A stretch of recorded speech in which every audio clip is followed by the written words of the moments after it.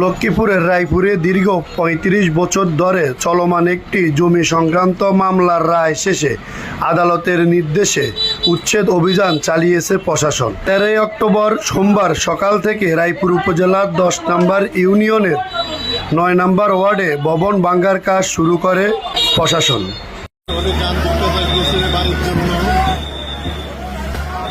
অনেক কান্নাকাটি চলতেছে।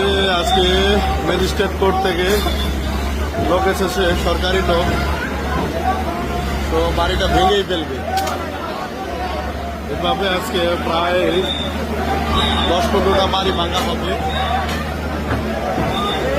ওনার কাকতি মিনতি। আমরা আছি এখন এই মুহূর্তে কাদিরচর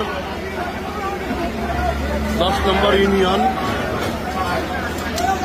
সরকার দীর্ঘ ৬০ বছর কেসের পরে আজকে জমি ফেরত দেবে মেন মালিককে। উনি তো কবরেই চলে গেছে, ওনার ওয়ারিশেরা জমি পাবে।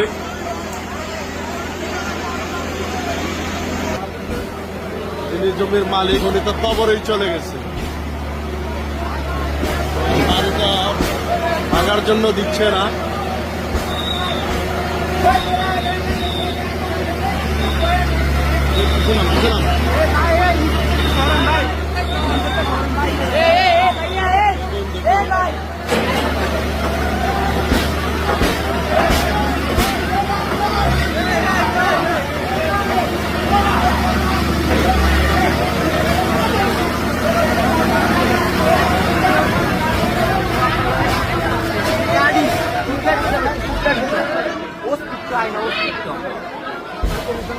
আর এই জমিগুলো নিয়ে বিগত ৪০ বছর আগে একজন মার্ডার হয়েছে, ওনাকে খুঁজেই পাওয়া যায়নি। টুকরো টুকরো ওনার মাংস পাওয়া গিয়েছিল।